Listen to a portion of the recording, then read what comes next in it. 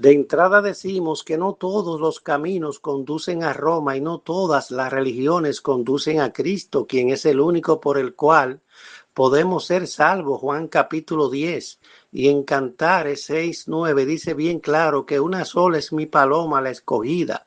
Y en Marcos capítulo 16, Cristo en su ascenso al cielo dijo cuáles eran las señales que precederían a la iglesia verdadera y con los dones del Espíritu Santo, puesto que Juan el Bautista explicó que él bautizaba con agua, pero que detrás de él vendría uno que bautizaría con Espíritu Santo y fuego, refiriéndose a Cristo, Lucas 3:16. Y en Antioquía quedó confirmada esa señal con la manifestación del Pentecostés, cuando se les llamó por primera vez cristiano a los creyentes, Hechos capítulo 2. Pero aparte de estas señales, la palabra establece que hay que nacer de nuevo, tal como le dijo Cristo a Nicodemo, Juan capítulo 3, y llevar una vida santa apartada del mundo, Hebreos 12:14, Santiago capítulo 4, y cumplir las obras del apóstol Santiago capítulo 2 y más luego secundadas por el mismo Cristo, Mateo capítulo 7. Una vez establecidos esos puntos, podemos deducir cuáles son las falsas religiones, las que no creen en Cristo ni en la manifestación del Espíritu Santo como personas reales.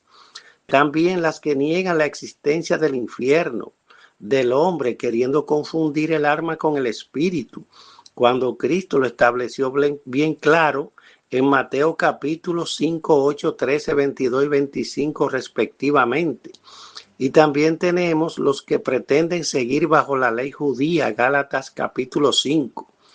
También tenemos a los de la religión mayoritaria que quieren estar con Dios y el maligno, como decimos, haciendo y deshaciendo de lunes a sábado, y los domingos di que son los más santos. Esta iglesia es ufana de decir que como Cristo le dijo a Pedro que sobre él fundaría su iglesia y que ellos son la primera iglesia, puesto que Pedro fue su fundador, cuando en realidad Cristo estaba haciendo una similitud, hablando de sí mismo, puesto que como el nombre de Cefas, Pedro significa piedra, pero que la verdadera piedra, roca profetizada desde el Antiguo Testamento era el mismo Cristo. Isaías capítulo 28. Es decir, la iglesia estaría fundada sobre sí mismo y no en su madre ni en ningún santo. Ahora bien, reconocemos entonces que dentro de la iglesia verdadera existen diferentes tipos de ovejas o cristianos. Ezequiel capítulo 34, Apocalipsis capítulos 2 y 3. Y que por lo tanto el remanente fiel de los pobres del rebaño de Zacarías capítulo 11 versículo 11, para poder obtener la salvación, su fe tendría que ser probada con fuego. Primera de Pedro 1:7. Dentro y fuera de la iglesia, por eso la palabra nos manda a poner los ojos solo en Jesús. Hebreos 12:2. Es decir, un porcentaje mínimo se salvaría. Mateo capítulo 7 versículo 13. Pero entrando de lleno en la realidad de la vida, encontraremos un grupo de personas que se salvarían aún sin congregarse. Sí, así como lo oyen. Pero afortunadamente Cristo no es de unos pocos como algunos piensan, sino que Él no echa fuera al que va a Él. Juan 6:37, Lucas 9:49 al 56. Juan 2:19. Respondió Jesús y les dijo: destruid este templo y en 3 días lo levantaré. Sabemos que el Señor hizo esto incómodo con los vendedores en el templo, que les dijo: no hagáis la casa de mi padre cueva de ladrones, sino que será llamada casa de oración. Y se acordaron los discípulos lo que dijo el profeta: el celo de tu casa me consume. Versículo 20. Dijeron luego los judíos: en 46 años fue edificado este templo, y tú en 3 días lo levantarás. Sabemos que luego de que Zorobabel construyó el segundo templo, este fue destruido varias veces. Versículo 21. Mas él hablaba del templo de su cuerpo. Por lo tanto, Cristo les dio el ejemplo de visitar la casa de Dios, pero a la vez le estaba diciendo cuál era el nuevo templo de Dios, que era él y nosotros mismos. Primera de Corintios 3:16. ¿No sabéis que sois templo de Dios y que el Espíritu de Dios mora en vosotros? Eso no quiere decir que dejemos de congregarnos como algunos tienen por costumbre. Hebreos 10:25. Pero hay personas que por ciertas obligaciones o condiciones no pueden estar todos los días y por eso Dios nos da un nuevo pacto, que es donde su presencia no tiene límites. Hechos 7:47 a 51. Mas Salomón le edificó casa.